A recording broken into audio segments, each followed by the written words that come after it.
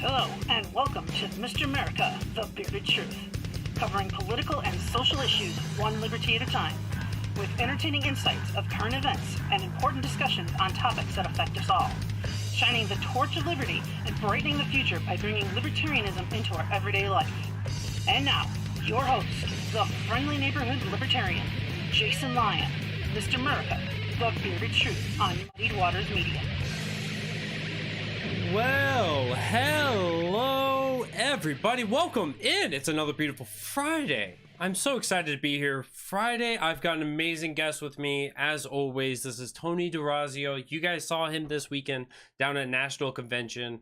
Just an upstanding, amazing man that I am so inspired to be more like Tony each and every time I interact with him. And so today we've got a great conversation talking about personal privacy and security, because there's not a lot of people out there to protect you, the individual. So what can you as the individual do to protect yourself? So we've got a great conversation going on today. I'm excited for it. But before we get into all of that, let's go.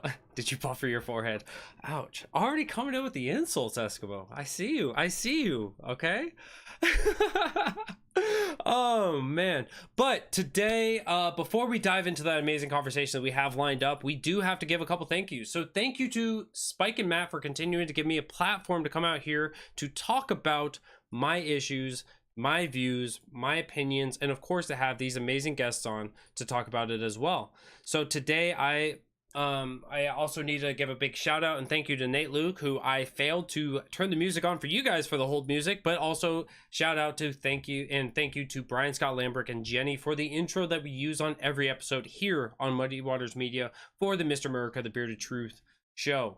Thank you to everyone who's watching, whether you're on Facebook, YouTube, Twitter, Twitch, Float, or Odyssey, for watching these streams live, or if you're catching us later on the podcast on any of your favorite platforms. Thank you so much for being a part of this. Thank you for being a part of the community. We appreciate all of your guys' 5-star reviews and helping out build out this platform. For the comments you guys are already dropping, even if it's with sipping on that haterade like Eskimo is doing right now. But thank you guys so much. And if you guys really want to lean into it, if you guys really want to help out Muddy Waters Media, head on over to anchor.fm/muddiedwaters/subscribe. Become a subscriber, get an amazing amount of exclusive content. Upcoming this week, we're starting no more live shows for the Muddy Waters of Freedom with Spike and Matt. Now there's going to be 2 shows public facing, but the third one, if you want to get a part of that third one, you're going to have to be a subscriber to get that exclusive content. Trust me, those are the shows you're not going to want to miss. So head on over there for the low price of $10 a month. Just a couple lattes a month. You can skip 2, I promise.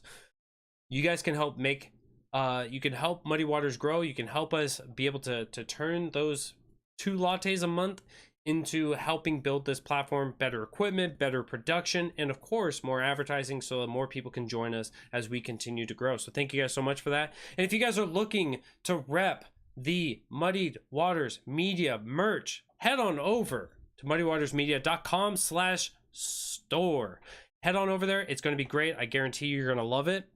We have a new sponsor today, but before we get to that one, let's talk about Kelsey Lyon Design. If you're a candidate, if you're a business, if you have an event coming up, if you're just looking to have something designed for yourself, trust me, Kelsey Lyon Designs is going to take care of you in an amazing way. If you like the way that the convention this last weekend there in Sparks, Nevada, if you like the way that looked, the overall feel, Kelsey Lyon had a big hand in that. If you didn't like, she wasn't a part of this at all. But she's going to help take you to the next step. She's worked with amazing candidates. She's worked with amazing campaigns. She's worked on amazing businesses, such as Natalie Bruno, Ashley Shade, Spike Cohen. She's going to be out there helping you out. So make sure you guys head over to KelseyLyonDesigns.com. Use the code MuddyWater. She's going to hook you up with a nice discount. And I guarantee you're not going to regret that decision. As for the new sponsor, with inflation, that's 1 latte. You right. As for the new sponsor, look at that.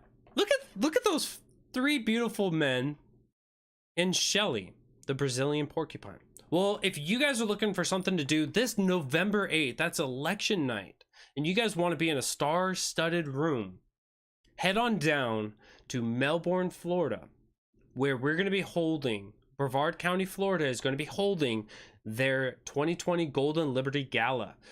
We're going to be watching the elections. There's going to be amazing guests there beyond just the 3 that are up there on the stage.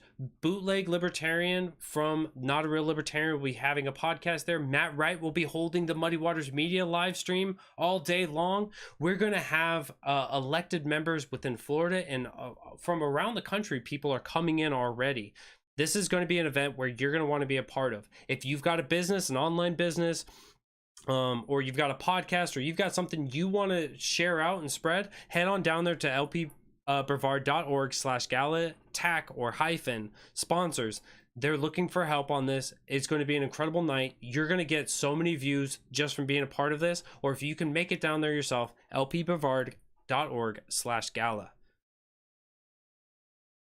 As you guys can see, I just got to highlight this. The 2 people up there on the top, right there, Spike Cohen, Jason Lyon. Yeah, we're gonna be talking to you guys all. This guy in the middle, Jordan Marlowe, he is a re-elected libertarian mayor. So it's an incredible event that they're holding up, and I'm so excited for that. So that, again, that's November 8th. Head on over to lpbrevard.com/gala to get more information on this. The first guy, yes, this first guy here on the left, that's just some guy on Twitter, as said by Tucker Carlson last night, if you guys missed that. But I don't want to steer too far away because we have an incredible guest coming on, and I would be terribly sad just to be harping on this for the next 36 minutes about how amazing that night's going to be and how much you guys need to be there. But we have Tony D'Orazio coming on, and if you guys watched the show that I did, the episode where I talked about the state of the LP, he is the man that I endorse for a very good reason. He is a man that understands a lot, that works with anyone in order to do right. He embodies that libertarian philosophy, and so today he wanted to talk a little bit about privacy and security. So Tony, how's it going, my man?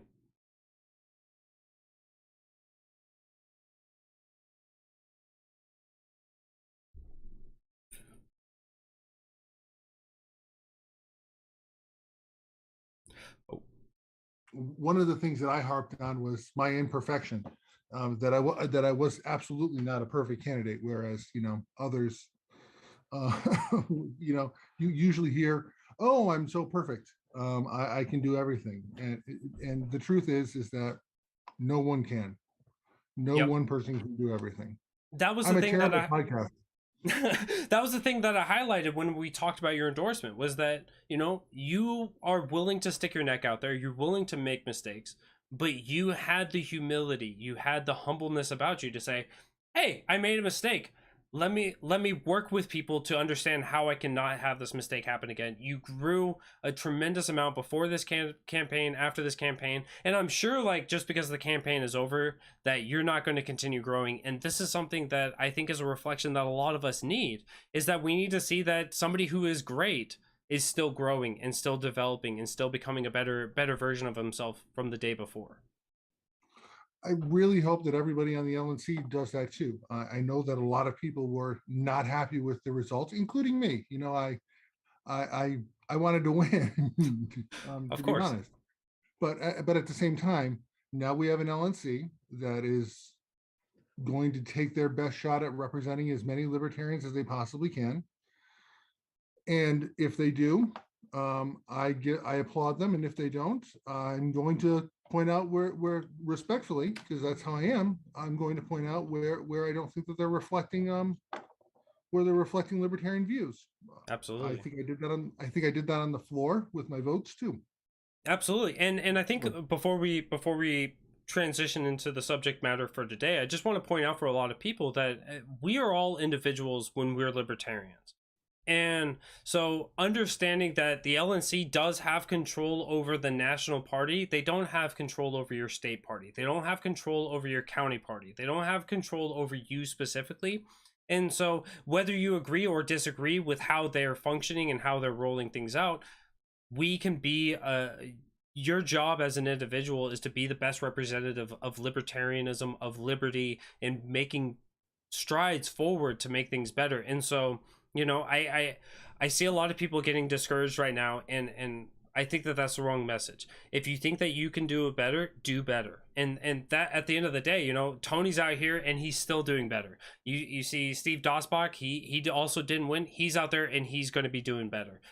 People have already put their heads down and they're back to the grindstone. They're back out there working. They're making that pathway to setting people free in our lifetimes. We don't always have to agree with other people and how they're going to govern or how they're going to run these parties. But what you can do is be the best that you can be in those times. That, I couldn't have said it better myself. No one has control over you but you. You can't control what anybody else's reaction is. I do encourage people to hold their leadership's feet to the fire. Absolutely, and make them leaders, because it is in everybody's best interests, that is a libertarian, that the LNC doesn't fail. I know there are some Yes. people who have this notion that, oh, let's give it to them for 2 years and let them fail and then take it back. It is not in our best interest to let that happen. It is our best interest to be the best evangelists of libertarianism that we can be, even if every piece of the platform doesn't quite reflect how we're feeling right now. Absolutely. So transitioning into the topic for today, security and privacy is one of those topics that libertarians, this is one of the things that we love to harp on, of like, we have the surveillance system from 9/11, the Patriot Act, we have the National Defense Authorization Act, we have all these entities out there that just surveil the crap out of us.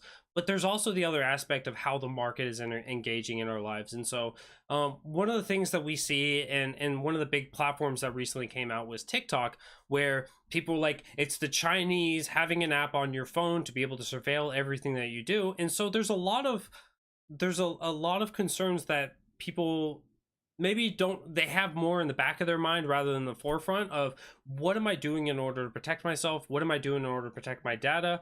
And what is really the purpose of having me be a metric and having my data be extrapolated and put into motion? And so this is a huge topic, of course. It is. And so, when you brought this up, I was like, I'm all for it. Let's talk about it. So I want to hear from you. Where do we springboard into the ocean that is privacy and security? Well, I think a good place to start is defining our terms. And a lot of people think that privacy and security are the same thing, and they're not. Think of your data as a stack of papers in a locked room.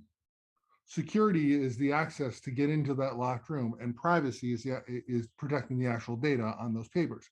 There's a slight difference, but they do go hand in hand. Mm-hmm.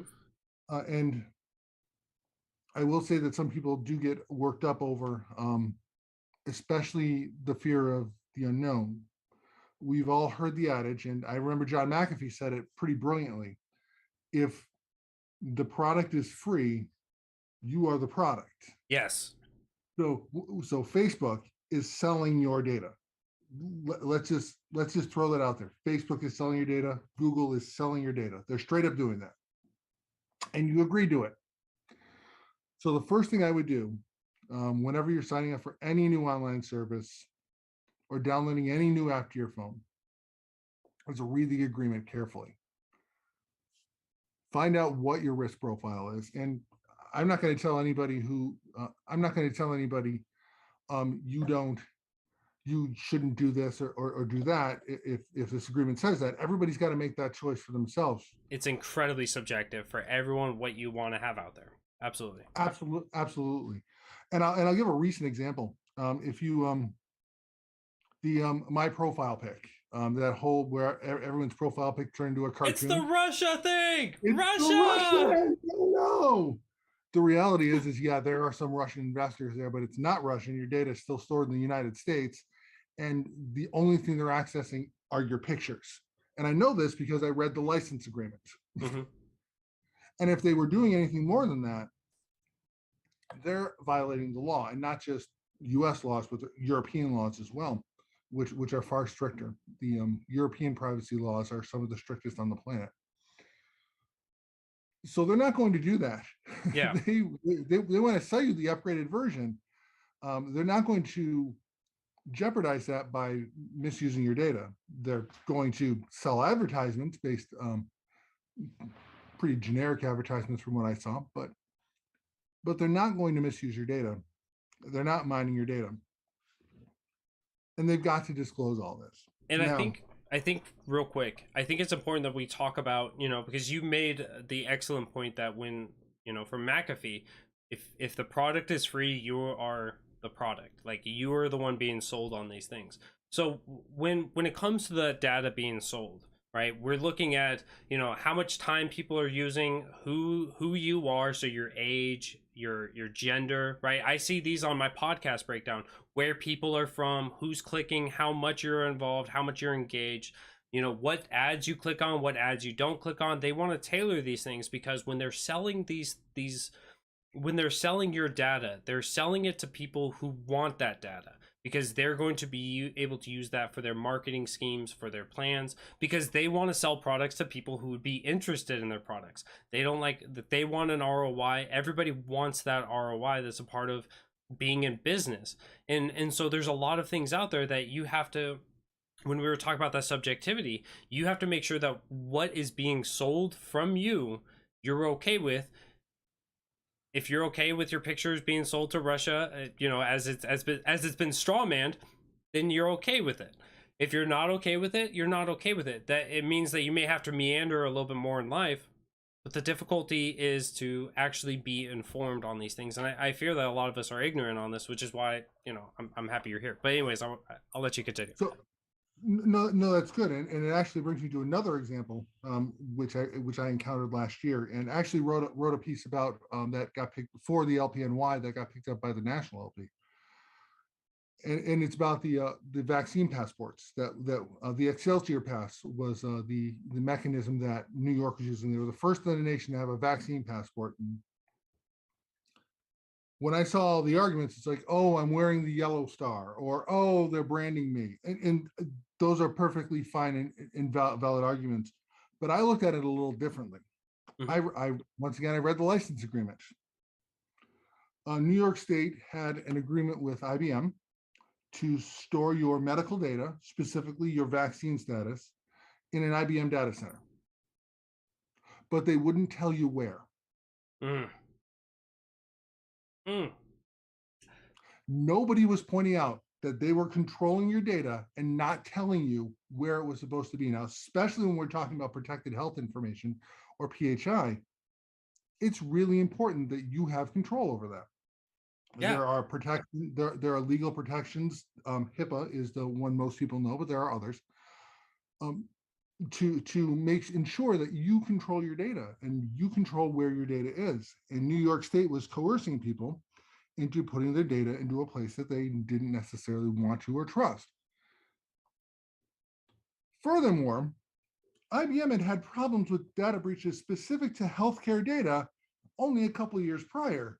So I personally wasn't comfortable with it, and with signing up for that service, and I didn't sign up for that service. People have to make those determinations. It is good to be informed. Information is a very good thing when it comes to data privacy and security. Yes. You mentioned the vaccine passports, and there's something else that a lot of people are having to transition to right now. It's almost involuntary if you're somebody who takes flights around this country, and that's the real IDs. And if for anyone who hasn't looked at the history of these things, this was passed back when Ron Paul was still in office, and he had a long speech there, and he broke down a lot of the stuff that's on these real IDs, where there is no limitations as to the information that they can put into your real IDs, whether it's on the face of it or in the background of when a government official scans these things. So this means that the government has given itself the alleyway, whether it's utilized it or not, to be able to extrapolate as much information from you in your life as possible. So it's interesting that with these vaccine passports, with different things, where government is almost towing into the water to see, like, can I encroach this way, can I grow in this way, that they already have a blueprint out there for accessibility for your information. And that's, of course, we're not even talking about the market at this point, just a government entity. And I'm not one to buy into too many conspiracy theories, but here's one that I do buy into a little bit. Um, a lot of your listeners, I'm sure, have passports. I used mine a couple times this weekend, actually, because we flew through Canada to get to Reno. But those passports, modern passports, are RFID enabled. They don't even have to touch your passport to get the data about you. Hmm. They don't have to, you don't have to approach an agent. All they need is an RFID scanner to identify who you are and get all the data that they've collected about you. Now, for a passport, it's a limited amount of data that they're collecting. If you have like a global entry or a Nexus card, which I do, there's quite a bit more data. And in fact, funny story, one time I accidentally went over the Canadian border a couple of years ago. And you're wondering, how do you accidentally cross the Canadian border? Well, it's an imaginary line, that's how. But anyways, Well, continue on. it's an imaginary, but a well-marked line. So in downtown Buffalo, there's a roundabout, a rotary, traffic circle, whatever you want to call it, that goes to the Peace Bridge. And I got off on the wrong exit on that night. Ended up going over into Canada. It ended up being a great time. I had a great time. I spent like an hour there. I bought some beer. It was a great time, but not before I was stopped at the border for a half hour. I handed them my passport, and I also have a Nexus card, which is a specific global entry card between U.S. and Canada because I used to work in Canada. Okay. So I needed that, and I had a work visa that had expired. I didn't have to tell Canadian Customs that I had a work visa that had expired because they already knew that, because they scanned before I even got to the booth. What are you doing here? Your work visa's expired, was the first question out of their mouth. And that made me think, well, I guess you know everything you need to know about me. And by the way, Canadian Customs was very helpful. They helped me get that little flag cleared, and spent about a half hour that night. I was on my way, but I have to ask because the viewers will get mad at me if I don't ask. Did they apologize and say sorry, at the end of this, or like how did? so yeah, a couple of them were apologetic for how long. That's really a thing. In most of Canada, not Alberta. But this was Ontario. So yeah, Alberta is the one province where you can probably make an exception, where they're more American in their mannerisms, if you will. Yeah. So not as polite, not so many it's and sorries, but still some. But I mean, they were very helpful, because Canada privacy laws, by the way, are more strict than American ones. So when I said you don't need to have that data anymore, they took me seriously, and they removed it. Wow. But It feels like trying to get rid of something from the government's records here in America. It takes an act of Congress, an executive order from the president, them affirming that the executive order again is valid and necessary, and then you have like a 50-50 shot potentially. Canada's like, I believe you. Okay, here we go. Let's move on. The United States has some of the weakest privacy laws on the globe, and it starts right off with HIPAA. The Health Insurance Privacy and Portability Act, or I probably have I think it's Portability and Privacy Act, but there are so many loopholes there. Oh, you can use data. You can't use data without permission, except for this. There's a long list of exceptions, mm-hmm. And it's really easy to breach too. And really, but there's no sort of. It's kind of a self-policing thing that nobody looks unless it's reported. So when you hear about a health insurance company losing 10,000 medical records, including social security numbers, somebody had to say something. There had to be a whistleblower on that. There was no automatic reporting. The payment card industry is a little different. For instance, when Target had a data breach where they lost 17 million Visa cards, of course, they of their own volition just made sure that everybody got signed up for credit monitoring service, and were very sorry and apologetic. And when I say of their own volition, I mean that Visa threatened to not allow them to take Visa cards at their store anymore if they didn't do this. So there was a Which level of accountability and responsibility there of you be responsible and or we'll hold you accountable and not utilize you anymore. so if you look at these contracts, when I used to work in private industry, I used to give privacy demonstrations and privacy talks, and I would always do HIPAA and PCI, which is the payment card industry data security standards. I do them together just to contrast them. It's like, here are the fines that you can incur if there's a HIPAA breach, and it's serious. Here is the real damage to your business that's going to be done if you have a payment card breach. Amazingly, private industry got it better.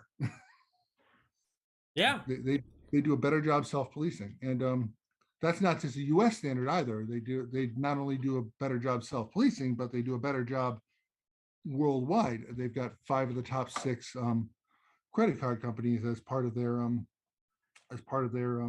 alliance. Now, for a lot of people, we heard HIPAA a lot during the COVID, whatever you want to call it, during the COVID endemic. And a lot of people had a gross misconception of it that meant that all of your medical records were to be remained private, nobody could ask for them, and everything else. And you know, from my understanding, I would love for you to clarify this, but HIPAA prevented your doctor from providing your employer or somebody else with your medical stuff. Now, they could write you a note and you could willfully or voluntarily give them to it. But when it came to the COVID issue, people were, I will say, people were like me and did not get the COVID vaccine, but they may have had an employer who required them to get vaccinated. Just a shameless plug for myself. Next week, if you guys check out Seymour Mack, he's going to come on. He was actually fired for not having COVID vaccine. So we're going to talk about some of that a little more in depth. But it got to where people were attempting to use HIPAA as a defense, saying you can't ask me for my vaccination status. So you know, I don't believe that it did. It doesn't protect in that way, but I would love for you to kind of touch on that and clear things up, clear the air for us. No, you're correct. It doesn't protect them that way. And I had several friends who lost their jobs during the pandemic It's because they gruesome. wouldn't get vaccinated. And I live in New York, so New York City was especially gruesome about this. It was a bad situation. Now, almost all those friends are back employed because everybody's rolled back, and in at least one case, oh, we're sorry, we shouldn't have fired you. We'll take you back, please. And that worked out really well for them, but it didn't work out well for everybody, especially in one of the most expensive cities in the country. But no, HIPAA protects your health insurance information. It's meant to be it's meant to be a protection tool. Originally, I think, and I could be incorrect on this part, but I believe it was meant to protect people who were positive for HIV. Because that's not something that's communicable. Obviously, COVID-19 is far different than HIV, and it's a far more contagious virus. So, so there were some, even if HIPAA was in place, there were some quote unquote war powers that were in use, and we can argue over whether or not the government went too far in that. I think they did, but what New York City did was way too far. Show your papers to enter a restaurant, show your papers to get a job. It was really sad. But there are other ways that your health data isn't protected either. A second way is demographic information. Okay. So I think we've all seen. Johns Hopkins was my personal preferred data warehouse during the pandemic to see, okay, where are the cases spiking this week, and are we getting better, and are we going to pull out of this? And the reason that they could get that data is because they weren't personally identifying anybody. So healthcare data is really 2 pieces: what you got and who you are. And if you can tie those two together, it's protected. Okay, that makes sense. Exceptions. And if you can't tie them together, it's not protected. So, for example, if I say 42% of Hispanic people in the United States have COVID-19, and that's a completely wrong number, but I can say that because I can't tie those 42% to any specific Hispanic person. If I say 3 Somalian women in the city of Rochester have COVID-19, and there's only 4 Somalian women that live in the city of Rochester, well, I can guess who 2 of them are. And that would be protected. That's very interesting, right? Because that's also, when I look at the metadata for podcasting or for a business or for a Facebook page, right, we can see those breakdowns, and it's along those same lines, right? 99% of the people, or I think it's like 97%, 97% of the people, the viewership of Muddy Waters Media on Facebook are from America. So that means if I'm going to find a viewer, they're likely to be in America, but it's not tied to a specific person. Now, I think inflation has hit these numbers, so we're roughly around like 200 trillion people watching us every week. So we got to figure out how that's fitting in there. But but that separation of you can't figure out exactly who it is why it's not a protected matter. Correct. Yeah. Okay.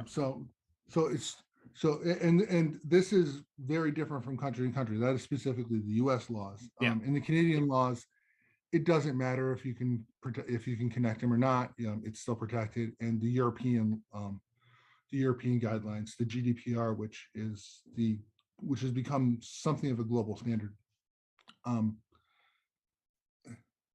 The guidelines are even greater. And if you ask for your data to be scrubbed, it has to be scrubbed. Oh wow. Yeah. That's beautiful. If I say to a company that does business in Europe, in the European Union, I don't want you to save my data. They not only have to scrub it, but they have to prove that they scrubbed it. It's a growing industry too, because it's hard to prove that you scrub things, but there are companies that'll help you do that.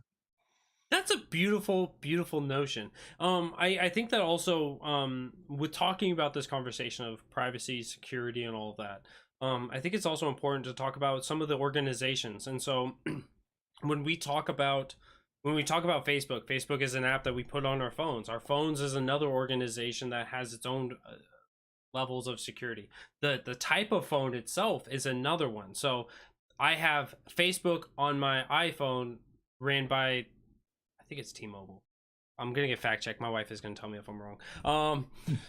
Missing context. But when all of these different entities have different levels of security and everything else, and so one of the things that kind of got, I believe it was Apple that got a lot of flack from Facebook and from a lot of these other apps that were used on these platforms, was because they had a different level of security. And they say, hey, do you want Facebook to be able to use your microphone, to use your camera, to use this data, to have this data, to have your GPS location, everything else? And so there are ways that we can mitigate some of those things through some of those levels. I think that's an important conversation as well. You're right. And when I talked, going back to my conversation where I started off with is read the agreements. You also want to read what exact permissions your phone, because let's face it, most people are using the internet on their phone nowadays. You want to make sure you read and know exactly what permissions it's requesting. If they're looking for your microphone, we all know that Google is listening to this entire conversation right now. If I didn't have my microphone muted and turned off over there, I do. But I think we could do a test right now, and for everybody that's listening who may not believe that so much, if we just talk about pedigree dog food for the rest of the show, how many people would get an advertisement for pedigree dog food after the fact, or some other dog food nonetheless? But anyways, I think having a conversation about pedigree dog food would be fascinating for me. I think it would be absolutely fascinating. But yeah, I've had a couple of occasions where I haven't had my microphone turned off, and I start talking to my girlfriend or to a friend of mine about something, and suddenly I'm getting ads for it. Like I was talking about jewelry to somebody at one point, and then why am I getting advertisements for diamond rings? It's wild. Your girlfriend's walking up, wedding ring, engagement ring, and then you're like, why is the rings popping up? Yeah, she's stealing my phone and probably going wine. But that's which I fully support because I'll drink it with her. But Yeah, absolutely. um, she takes so much abuse from so much crap from me. She gives it to. But yeah, so Facebook has access. Facebook and Google have access to your, or Apple, in your case, have access to your camera, have access to your storage on your phone. Sometimes specific pieces of storage on your phone, whether they're pictures, whether they're documents. You need to, awareness is your greatest tool. Knowing what you're giving up and what you have to give up. Location is a huge one, especially for Facebook, who, while I was in Reno, I got a lot of targeted ads on Facebook for things in Reno, which, you know what? That's brilliant of them. Yeah. You're in the Absolutely area. brilliant. You're gonna need stuff. You're on vacation, clearly. So here you go. Here's these ads for these things. I actually used one of them. We went to a restaurant that was advertised to me on Facebook. I feel like when you do that, you need to show them the ad on your phone and be like, I get a discount because ROI. And they would be happy because you're talking economics with them. And then you get like maybe 5% off your food. Doesn't hurt to ask. No, it doesn't. But yeah, it is valuable, and they're using it. They're using these devices. There are some cell phone manufacturers that'll take it one step further and say, okay, we'll give you a discount. Or so I say manufacturers, but providers like network providers. Cricket comes to mind. They will give you a discount if you let them serve you ads. Yes. On the phone. So you want $5 off your phone bill this month? Let us put a banner on your phone. And that's a more common. That's even more common in other countries where we haven't gotten to a point where we're doing every transaction with our cell phone, but other countries, they are. You're paying your bills with your phone. Your credit card is your phone. Your everything, you're living your life on your mobile phone. So that type of thing becomes a big deal. And I don't think we're going to get there as an American society because so many people are skeptical of that, and people are becoming skeptical of companies like Google and Facebook, and rightly so, because there is a lot of data mining going on there.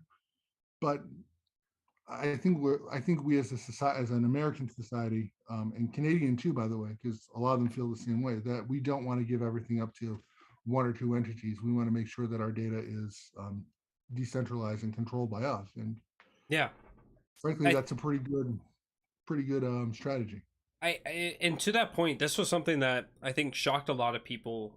2 years ago, we were watching the State House here in South Carolina discuss civil asset forfeiture, and for layman terms, for anyone who's viewing who isn't familiar for this is a legal precedent that allows law enforcement to take your property, whether that's your home, your money, your car, your boat, whatever valuable, if they believe or if they have a suspicion that it may have been associated with a crime.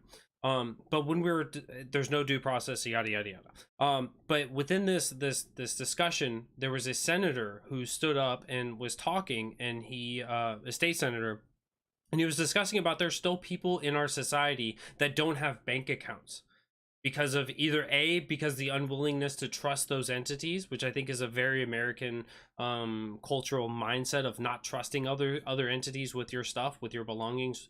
Nature of the Second Amendment can be applicable in this. But then he also said because there's also people that don't have that means they don't have enough where these banks will be cutting away from them. So for people who don't have bank accounts, they're not going to be using their phones. They're not going to have their Muddy Waters phone case, which they can find at muddywatersmedia.com/store. They're not going to have all of these things. And so they are, whether it's a conscious decision to be able to meander through life and have the trade-off of it's going to be a little more difficult on the fronts of doing all these things, or if the trade-off is I'm going to give up some of my securities and my protections in order for the accessibility of I can walk into a gas station, slam my phone up against where the card reader is. It's going to take my credit card. It's going to take all of that information. I'm going to be able to walk out, pump it, fill my car, and no one even knows that I don't have my wallet on me. there is a huge trade-off here, and I think that the point that you're making about being informed, being intelligent and informed on this conversation by reading those boring terms and conditions before you just click accept because iTunes has another stupid update on your computer. Before you just click it, go ahead, check it out. Go ahead and just scroll through, figure out what's the gist of it. There's a little bit of legal jargon, so maybe you gotta phone a friend, but understand where your privacy is. That's the most important one. But I'll let you hop off from there. No, I think that's good. And you actually bring up another good point, is that just because, and this especially goes for an app on your phone, but it's not exclusively for that. But there's usually changes to terms and conditions periodically. So you want to make sure that whenever you update an app, even or when you, hopefully better yet, get notified that there's a change, and a lot of companies are notifying their customers now because they know people care. You want to read those too and see where the changes are and make sure that you still agree. And if not, don't run the update. If you There are alternatives to just about everything in our society. Yes. That will, I mean, we're being watched not only on YouTube but also on Odyssey, which was an alternative to YouTube. Mm-hmm. There are even you don't like what the Android update is, go get an Apple phone or another manufacturer, because others do exist. There are options in our society, which is the beauty of living in something that is close to a free market. We're not quite there yet, but Absolutely. And I think one of the big ones that I've already seen in the comment section, people talk about this, was the big one that we've seen a lot of is Google. When you use Google Chrome, you type in your search, Google stores that search. That's why when you start typing out a search, they are like, hey, here's some things that other people have asked. If you really want to have fun, just ask start off with a few couple words and see what kind of other loony crazy things are out there. You're giving up a lot of that because they're monitoring. There's data behind what you're asking. They're storing that to be able to try to help and curtail the way the data is being presented, so that they can be the leader in how they're presenting information. On the other flip coin, or on the flip side of that coin, is DuckDuckGo, who is not saving anything. Now, you're trading off in having more privacy and security by utilizing DuckDuckGo, but what you're losing is those search results. You're not getting the same results that you would on Google, because their algorithm is not working in the same way, because they don't have that same data in order to work off of. So what DuckDuckGo may be good for some, may not be good for others. It's just the way the stuff is being presented by the data, the information that they have, given by the consumer, and that's you. And kind of dovetailing on that, you really got to be careful when looking at those alternatives too. Not necessarily DuckDuckGo, because they're independent. But for example, I don't like Google and them saving my information, so I'm going to go use Yahoo. Yahoo buys their search data from Google.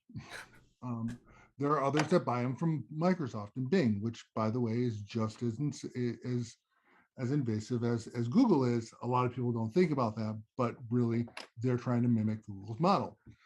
And a lot of it is, you're right, not all of it's insidious. It's really not good for business for them to be insidious and evil with your data. Yes, they want to make a buck, and you're going to probably get a couple of sponsored search results to open up, but really they're trying to shortcut your search and make it a little easier for you. Yeah, it's one of those things. And talking about the insidiousness, this is another libertarian argument that we see all the time, of when we deregulate like a bar, that means that they're just going to pour a bunch of toxins and poison their customers. And it's like, would you go to that bar? No, of course not. Like, we want to know what these companies are doing. That's why they have to put out these terms and conditions. That's why you have these things you have to accept before you can utilize them. So the best thing that we can do is take the 20 minutes, take the 30 minutes, sit down, review these things, skim through that, try to get a good perception on what's actually happening here, how you are being the product, and how is your consumption of this product going to be worth that trade-off? Because every one of these decisions is a huge trade-off. Right now I'm talking to you guys, we're using to give you the background, we're using Zoom, I'm using Firefox, I'm using OBS, I'm using iTunes, I'm using Restream, and we're across on all these platforms: Facebook, YouTube, Twitter, Twitch, Float, Odyssey, and then we'll be on Anchor FM tonight as soon as the show is over. So all of these different things have all of these different ways that they're going to be looking at our data, looking at the security. When you guys comment on Facebook, you're a part of that package deal. All of this stuff is taken up and collected. So the best thing that you could do for your own personal security is to actually understand where your subjective line is and see how you're being used in this way. Yeah, I think that really sums it up really well. Is you need to find your comfort level and adjust your usage to that. That you are.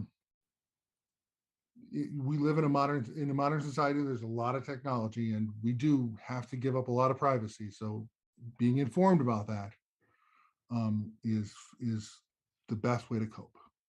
Absolutely. Now, I see we're coming up about like 10 minutes left of the show, but I wanted to talk about something on the flip side of this. And that is, of course, when security and private information, when people have this information because you've accepted those terms and conditions, wars are being fought more on the technological side rather than with boots on the ground. There are hacker groups across the world that are trying to extrapolate this, and we talked about what happens with, I believe you called them PCIs, when it's your credit cards and everything else. This is something that we are frequently getting inundated with throughout the year. You sent me an article on President Biden signing a law recently engaging on this front, on reporting critical infrastructure cyber attacks. Did you want to touch on that at all? Yeah. So basically, that law puts the onus on the victim to report when they've been breached, especially when they've been asked for a ransom and a ransomware attack, which is one of the most insidious types of attacks, and one of the hardest to clean up after, as somebody who's had to do that. It's not fun. And so, just to be clear, by victim, you mean the organization, not the individuals who were victimized by the organization having their something. Correct. So if Target, I'm picking a Target here. I know I'm going to pick on Tim Hortons because they were actually the victims of a breach last week, and I love their coffee. But if they've been targeted for a ransomware attack where somebody has locked their data on their servers and has asked for a ransom, it is incumbent upon Tim Hortons to report to the U.S. government that they have been the target of a ransomware attack. Which, when you're in a ransomware attack, when you're in that crisis mode, filling out the paperwork is not the first thing you're thinking of. The first thing you're thinking of is, I need to get my data back. How am I going to do that? Yes. So I appreciate that the current presidential administration is starting to take cybersecurity seriously, because nobody before ever has. But it's not the right model. This is government once again misunderstanding how these breaches actually work. If I'm brought in for a ransomware breach, the first thing I'm going to do is I'm going to start looking through their backups and making sure that they have a clean backup somewhere, so we can figure out exactly how much data they've lost. Because real-time backups are rare, and a good ransomware attack will attack like on your PC. You know how you can roll back to an install point, to a restore point. A good ransomware attack will damage those too. When I say good, I mean competent. Ransomware attack will. So you can't count on those. You have to count on your off-system backups. And usually it's partial. And sometimes there are ways that you can crack your algorithm and get back in, but they're getting harder and harder and smarter and smarter. So it will sometimes take me 3 or 4 days to do whatever wiping I need to do, or more importantly, I would isolate any affected systems and then restore in a clean location and compare the data. I'm not thinking, oh, I better tell the Biden administration that this happened. I'm thinking my customers are going to be screwed if this system stays down. So time is money. One of the lessons, one of the greatest lessons that we could have learned about the September 11th attacks, um, and I love bringing up the most cheering and uplifting subject. We know about Naturally. yeah, we know about the company Cantor Fitzgerald, who were headquarters in the towers and lost 2/3 of their staff that day. It's horrible. And by the way, one of them was a college friend of mine. Hmm. But that company was, do you know how long that company was out of business? 72 hours. Wow. 72 hours. They went from losing 2/3 of their staff and their headquarters because they had thought this through. They had an offsite backup. They had a secondary site that, because, you know, when you're in the biggest target on the planet, you have to have these contingency plans in place. So to businesses, it is more important for you to have those contingency plans in place and make sure that you're ready for an attack before it happens, by making sure you have that cold backup. Yeah. And even at home, because home users are just as susceptible to a ransomware attack, make sure you're backing up your important documents frequently and not just in another folder on your computer. Um, and make it a cold backup with that you're putting on a shelf. Yeah. Don't be afraid to do that. Absolutely. This is good for, you know, for people who are in business, for any kind of business, not just on the technological side, but, you know, when it comes to your resources, right? When we talk about being a homeowner, even, you want to have a little money saved away just in case something happens. You want to have your backup plans for any kind of a catastrophe when it comes about. Having a cold backup of your information, of your data, of everything that you're doing, these are things that you have to do because you don't know what tomorrow is going to bring. 100% correct. And you know, one of my specialties professionally is actually helping businesses, helping colleges and universities specifically develop their contingency plans, their business continuity and their disaster recovery plans. Hmm. What happens when, suddenly there's a pandemic? What do you do? uh, what happens when there's a ransomware attack? What do you do? I run through these scenarios with in real world scenarios with companies, Yeah. colleges and universities, and we ran into one of those scenarios a couple of years ago when a whole bunch of my company's clients suddenly were caught in a situation where they couldn't allow students on campus because of one mandate or another, but they still had to finish class for the year because it happened in March and there were still a couple months left of classes. So that was a very busy time for me because I also got to help a lot of colleges and universities set up those contingency plans. But it's important to not wait for a breach to plan for this. Just plan ahead and you're going to be a whole lot better off. Plan for the unplannable. Absolutely. We, you know, I've gotten weird looks before because I, you know, as somebody who's concerned about the security and privacy of my home, I run my kids through fire drills. Where's the fire? Go the opposite way. Get out through a window if you have to. We're gonna get out. If somebody's an intruder in the home, if somebody is, you know, whatever happens, we go through all of these situations and these circumstances. Businesses should be doing this for, you know, if they're going to be stolen from, if they're going to get breached, if they're going to have, you know, as you were talking about, if they're going to be hacked and have these things come through and corrupt data and take it away. Be prepared for the things that you don't want to be prepared for. Not everyone out there has good intention. Not everyone out there has your best interest in mind. They have their own best interests and they're going to do whatever means possible. So this security stuff, this privacy stuff is incredibly important. I would say from an individual point of view, for my subjectiveness, from my perspective. You know, you can have my age, you can have my gender, you can have where I'm living, to a specific degree, not to the house. I don't like that too much. But you can have a lot of this information that social media wants. The Russians can have my pictures. That's fine. I'm okay with this. We have to be able to be accepting of some of these things, but we have to be prepared for the things that we're willing to give up, or the things that we're working on, and we have to be protected on those things.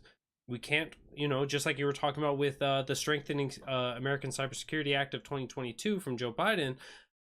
They have good intentions, but they don't understand the actual cause here. They don't understand how it's implemented. And so it's incumbent upon you to be able to step up and take responsibility in your own life and your own businesses and your families to do what's best for them. So I want to give you the floor, Tony, to wrap us up here. Give you a couple minutes here. Anything else you want to address on this subject, or anywhere, everywhere? Well, first of all, I would just say be prepared and be vigilant in everything you do, especially digitally, but not just digitally, because there are ways that your mail can even get hacked, believe it or not. But be vigilant, and just know where your risk points are, and that's going to be that is going to go just light years towards protecting you and your data. Absolutely. I appreciate that so much, Tony. Thank you so much for coming on today. I know, like, you know, coming off of Reno, you guys had some good stops there, and so I'm glad that you were able to make it home safely. I hope you had a hell of a time. I know I had a hell of a time watching you out there, and seeing you just pour your heart and soul out for others. It's an incredible thing, and so I want to thank you, and thank you for putting your head down and just like libertarians do. And but I can't wait to get you back on here to talk more about maybe this issue, maybe 100 other issues. Thank you so much, man. Well, thank you, and you keep doing what you're doing, because you're speaking not just your bearded truth, but a lot of people's bearded and unbearded truth. He said I haven't shaved it for a few days, but I shaved this morning, fresh, clean shaven. So yeah. It's like the Santa Claus movie with Tim Allen. It just comes back right away. So in all honesty, this is 2 days. Mine grows really fast too. Oh wow. Yeah. So, but thank you so much, Tony. I'll see you here in a couple seconds after I wrap things up. Thank you so much for taking the time today. All right. Thank you so much, Tony, for coming on today. It was incredible. This next week, we have the new show for Muddy Waters Media, so stay tuned for that. 2 shows with Matt and Spike coming to you live for the general public. But if you want to get that third and sacred episode, you're going to have to be an exclusive Mudsketeer by heading over to anchor.fm/muddywaters/subscribe. Get on over there, sign up today. Make sure you guys don't miss that content. You'll also be seeing me and Matt Wright this Sunday night, 8 p.m. Eastern, where we're bringing back Muddied America. You can see it live, but if you want to see it after the fact, sorry, you're going to have to be a part of the exclusive group. We're going to be doing a deep dive, as we've done for many of the previous conversations. We're going to be talking a little bit about Uvalde, Texas, about where we are to today, about how, you know, what you can do in your communities, how you can petition to change the course for the future in order to help protect our schools from people who just want to do harm, such as what we were talking about today on making your privacy a priority, to understand the risks and everything else, to make sure that we are doing the best that we can to protect our own. So I'll see you guys back here Sunday night, 8 p.m. Eastern with Matt Wright, as we cover Muddied America.